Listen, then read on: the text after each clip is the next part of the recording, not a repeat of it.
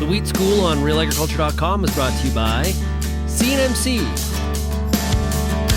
Syngenta Canada,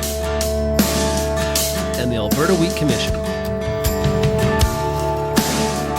Peter Johnson at Wheat Pete, RealAgriculture.com, and we are here at the Southwest Ag Conference, and we are going to talk what else but wheat.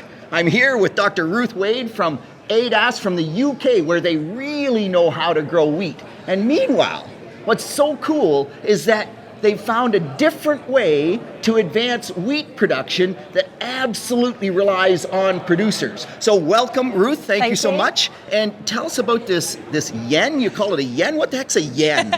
Okay, so thank you, Pete, for having us here today. So the yen is the yield enhancement networks that we've been setting up in the UK. We started with our wheat yield enhancement network in 2012, and since then it has grown so big that we've developed 6 more with different crops, including oilseed rape, pea, bean, and it has been really successful in the UK. So one of the things that we've been doing is yen is kind of a competition, but it's not the main focus. The main focus is about sharing information between farmers and learning from one another.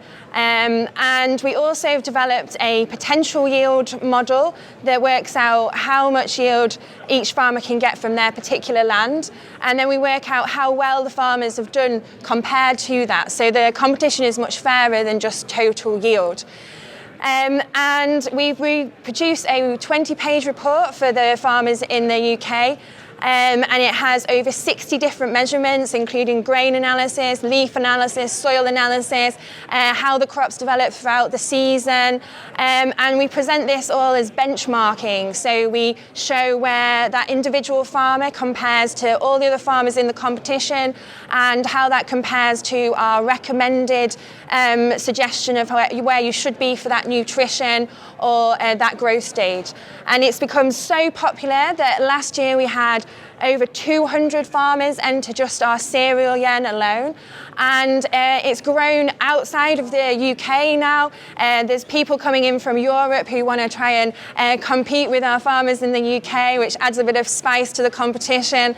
And we've also developed now one in Prince Edward Island, where we're working with the farmers there to try and improve their wheat yields as well. Yeah, no, so that's really cool. So I love this idea of the potential yield, and then what the farmer actually achieves. So here we've talked lots about this yield gap between research, what we get in the small research plots, and what the farmers achieve. But now you're kind of looking under their conditions, the growers' conditions, and that takes more into account as well the soil type. So you take that out of the equation. So how good are your farmers? Like you know, we often hear we're 60% of potential yield, 70's really good. How good are the UK farmers? I'm a little concerned now.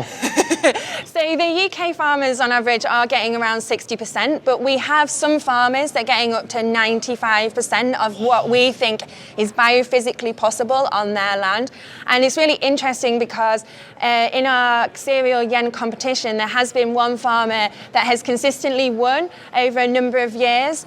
And although this is very frustrating for the competition, it really shows us that it's not just about year and season, it's something that this particular farmer is doing that is allowing him to produce such a great yield. And we can learn so much from this farmer, and we can look at how his inputs, how his crop is developing, the soil that he's growing on. And you're absolutely right, this potential yield model that we have, it looks at the rooting depth, the soil type, the water holding capacity of the soil, the amount of water that's available to the plant, and the radiation, because as my colleague Roger always says, we are in the business of energy. And it's all about turning solar energy into food.